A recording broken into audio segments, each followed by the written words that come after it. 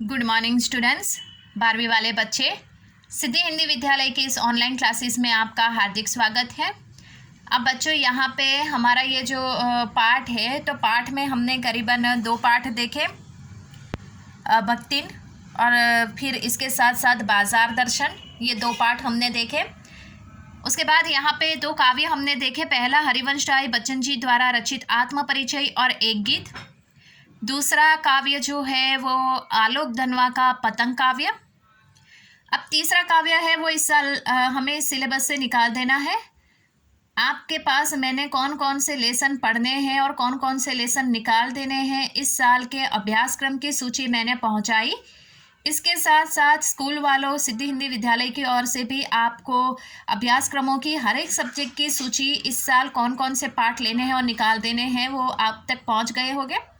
तो मैं उम्मीद करती हूँ कि आप क्या करना, अपनी कॉपी में लिख कर रखना हर एक सब्जेक्ट का, एक एक जो सब्जेक्ट की कॉपी है उस सब्जेक्ट में वो अभ्यासक्रम कौन कौन से लेसन पढ़ने निकाल देने हैं, व्याकरण का जो है वो सब लिख कर रखना, ताकि आपको क्या पढ़ने में सरलता रहे और फिर वीडियो में आपको ढूंढना ना पड़े। ठीक है। अब बच्चों यहाँ पे तीसरा काव्य है कुंवर नारायण द्वारा रचित कविता के बहाने और बात सीधी थी पर, ये दोनों हमें निकाल देने हैं। तीसरा पूरा काव्य निकाल देना है। चौथा है रघुवीर सहाय का कैमरे में बंद अपाहिज, ये हमें पढ़ना है। तो चौथे काव्य की शुरुआत करते हैं बच्चों। चौथा काव्य जैसे ही खत्म होगा उसके बाद हम लोग 12वीं में जो हमारा व्याकरण है वो व्याकरण की शुरुआत हम करेंगे। ठीक है। अब यहाँ पे सबसे पहले तो ये जो चित्र दिया गया है, ये चित्र मैं आपको दिखा रही हूँ, ये रघुवीर सहाय का है। वैसे देखा जाए तो अब सभी किताबों में जो कवि साहित्यकार होते हैं, जो रचनाकार होते हैं, लेखक होते हैं, उन सब का चित्र दिया जाता है ताकि बच्चे परिचित हो उनसे। अब रघुवीर सहाय जो गुजराती साहित्य में भी उनकी कुछ ही कृतियाँ छपती रहती है। अब यहाँ पे सबसे पहले हम रघुवीर सहाय का जन्म कौन सी साल में कहाँ पे हुआ, उनकी मृत्यु, उनकी रचनाएं, उनका सम्मान, कौन कौन से सम्मान उनको प्राप्त हुए हैं, पत्रकारिता के क्षेत्र में कहाँ कहाँ पे उन्होंने अपना नाम कमाया है, ये सारी बातें हम पहले उनकी जो बेसिक जानकारी होती है वो देख लेते हैं। और मैंने कई बार कहा है, कोई भी रचना पढ़ने से पहले उनके साहित्यकार के जीवन के बारे में जानकारी हासिल करना बच्चों बहुत ज़रूरी होता है। वो हासिल करेंगे तभी हमें काव्य अर्थात जो भी हम साहित्य पढ़ेंगे उसकी जानकारी हमें होगी।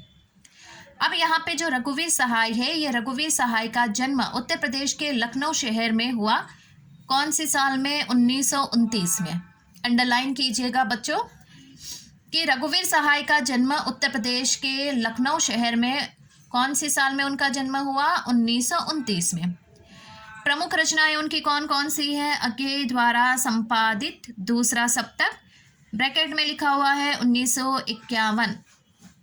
1951 में यहाँ पे अज्ञेय जी द्वारा संपादित ये दूसरा सप्तक उन्होंने सबसे पहले प्रकाशित की। उसके बाद सीढ़ियों पर धूप में, आत्महत्या के विरुद्ध, हंसो हंसो जल्दी हंसो, तो यहाँ पे ये उनकी कृतियों के नाम है, उनकी रचनाओं के नाम है। सबसे पहली रचना है दूसरा सप्तक जो 1951 में अज्ञेय द्वारा संपादित हुई। उसके बाद सीढ़ियों पर धूप में, आत्महत्या के विरुद्ध और हंसो हंसो जल्दी हंसो, ये उनकी प्रमुख रचनाएं हैं। उसके बाद पत्रकारिता का जो क्षेत्र है उसमें उन्होंने ऑल इंडिया रेडियो के हिंदी समाचार विभाग से संबद्ध रहे। फिर हैदराबाद से निकलने वाली पत्रिका कल्पना और उनके बाद दैनिक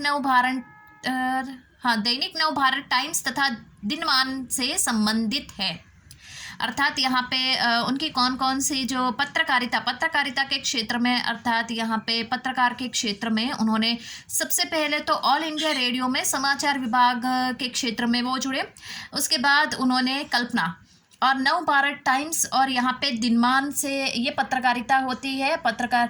अब अर्थात मैं आपको बता दूँ, आप बोलोगे कि मैडम ये क्या है, तो मैं सबसे पहले आपको बता दूँ कि जो ऑल इंडिया रेडियो है ये सबसे पुराने मतलब काफ़ी समय पहले, ये तो आज के ज़माने में हम ये एफएम सुनते हैं 91.3 94, मतलब ये जो एफएम के जो है पॉइंट्स, ये आज हम सुनते हैं। लेकिन सबसे पहले तो अब तो हमारे शहरों के भी एफएम शुरू हो गए हैं, ठीक है। लेकिन ये सबसे पहले हर एक भारत पूरे क्षेत्र में ये ऑल इंडिया रेडियो ही सुनाई देता था, जिसके ऊपर बहुत सारे मतलब पुरानी ऐसी जानकारियाँ जो न्यूज़ होती थी। तो समाचार के क्षेत्र में उन्होंने ऑल इंडिया रेडियो में काम किया, और उसके बाद उन्होंने ये जो नव भारत टाइम्स जो आज भी है, कल्पना और दिनमान, और ये दिनमान में अर्थात वो जुड़े हुए रहे पत्रकारिता के क्षेत्र में। तो जैसे कि ये आप बोलोगे कि मैडम ये क्या है, तो ये आप जो न्यूज़पेपर देखते हो, न्यूज़पेपर में जो पत्रिकाएँ छपती है, पूर्तियाँ जो होती है ऐसी पढ़ने वाली, तो ये पूर्तियाँ का मतलब संकलन वो करते थे। तो एक संपादक के रूप में भी उन्होंने अपना काम किया। इसके साथ साथ उनको जो सम्मान मिले हैं वो साहित्य अकादमी पुरस्कार। तो यहाँ पे साहित्य की ओर से उनको बहुत बड़ा पुरस्कार साहित्य के क्षेत्र में दिया गया। कौन सा? साहित्य अकादमी पुरस्कार। उनका निर्धन, ऐसे दिग्गज इंसान जो है रघुवीर सहाय, उनका निर्धन दिल्ली में हुआ 1990 में। तो बच्चों ये याद रखने, यहाँ पे भी अंडरलाइन कीजिएगा, याद रखने वाली बात कौन सी है। सबसे पहले तो उनका जन्म यूपी यानी उत्तर प्रदेश के लखनऊ शहर में 1929 में उनका जन्म हुआ, और उनकी मृत्यु दिल्ली में 1990 में उनकी मृत्यु हुई, ठीक है। इसके साथ यहाँ पे काव्य की कुछ एक लाइनें लिखी हैं, उसको पढ़ते हैं। कुछ होगा अगर मैं बोलूँगा, न टूटे तिलस्म सत्ता का, मेरे अंदर एक कायर टूटेगा। अर्थात यहाँ पे जो उनका कहना है कि सबसे पहले कुछ होगा अगर मैं बोलूँगा। उनको ऐसा लगता है कि अगर मैंने कुछ बोला, साहित्य के क्षेत्र में मैंने कुछ लिखा, अपनी भावनाओं को शब्दों के माध्यम से व्यक्त किया, तो हो सकता है मेरे भीतर ऐसे कुछ टूटा, न टूटा तिलस्म सत्ता का, मेरे अंदर एक कायर टूटेगा। अर्थात मेरे भीतर जो साहित्य को लेकर जो स्नेह प्रेम है ना, जो लगाव है, वो नहीं टूटेगा, लेकिन हो सकता है कि जो थोड़ा बहुत डर होता है वो टूटेगा। ये ऐसा उन्होंने क्यों कहा है पता है? क्योंकि दुनिया में हर एक इंसान किसी न किसी वस्तु से डरता है। हमारे भीतर कोई ना कोई ऐसे डर की वजह रहती है। हर इंसान किसी न किसी वस्तु को लेकर वो डरता ही है। और वो डर कब दूर होता है? जब वो कोई ऐसी घटना या परिस्थिति सामने आती है, तब हमारे मन के भीतर जो ये डर छिपा हुआ होता है वो तब टूटता है। तब तक नहीं टूटता है जब कोई घटना घटित नहीं होती है। यहाँ पे भी उन्होंने कहा कि मैं कुछ बोलूँगा, अर्थात मैं शब्दों के माध्यम से संसार को कुछ बताना चाहूँगा। तो हो सकता है कि मेरे भीतर जो बहुत बड़ा ये तिलस्म यानी आपको पता होगा कि ये जो उर्दू शब्द है, मेरे भीतर ये सबसे पहले तो ये तिलस्म शब्द है, ये उर्दू शब्द है। तो यहाँ पे इसका अर्थ होता है, आपको पता होगा कि जैसे कि कोई इंसान जो होता है अपने मन के भीतर एक जिद, एक पकड़ लेकर बैठता है कि मुझे यही करना है, ऐसा। तो उसी प्रकार से यहाँ पे भी मैं अगर कुछ बोलूँगा, अगर कोई प्रभाव पड़ा, तो मेरे भीतर जो ये लिखने की ये जो चाहत है वो कभी ख़त्म नहीं होगी। लेकिन हाँ, उसको लेकर जो डर है वो ख़त्म हो जाएगा।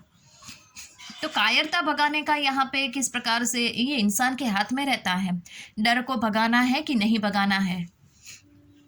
अब यहाँ पे रघुवीर सहाय की समकालीन हिंदी कविता के संवेदनशील नागर चेहरा है।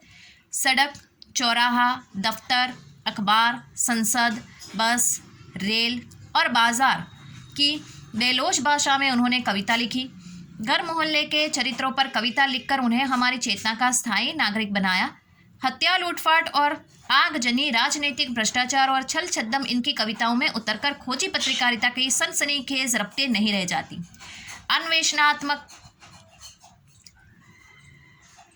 आत्मा अन्वेषण का माध्यम बन जाती है। यह ठीक है कि पेशे से वे पत्रकार थे, लेकिन वे सिर्फ पत्रकार ही नहीं, सिद्ध कथाकार और कवि भी थे। कविता को उन्होंने एक कहानीपन और एक नाटकीय वैभव दिया। तो यहाँ पे बच्चों कहने का तात्पर्य सिर्फ इतना है कि रघुवीर सहाय उस समकालीन मतलब उस समय बहुत सारे ऐसे दिग्गज कवि थे जिनमें उनका नाम संवेदनशील नागर चेहरे में उनका आता था। इतना ही नहीं, उन्होंने राजनीतिक क्षेत्र के ऊपर भी बहुत सारी ऐसी कहानियाँ लिखी। खोजी पत्रकारिता अर्थात सनसनीखेज ऐसी पत्रकारिता के क्षेत्र में भी ऐसे सनसनीखेज ऐसी जो बातें रखनी है वो भी उन्होंने रखी। हत्या, लूटपाट, राजनीतिक पहलू, भ्रष्टाचार के ऊपर भी उन्होंने लिखा। इतना ही नहीं, यहाँ पे उनके जो सड़क, चौराहा, दफ्तर, संसद, रेल, बस, ये जो भी उनकी रचनाएं हैं उसमें भी उन्होंने अपनी बोलचाल की भाषा का उपयोग करके हमें चौंका दिया है। वो पेशे से तो पत्रकार थे, लेकिन उनकी जो कहानियाँ होती थी वो बिल्कुल सीधी सादी बोलचाल की भाषा में। तो बच्चों, उसका एक मुख्य उदाहरण आज हम ये पढ़ेंगे।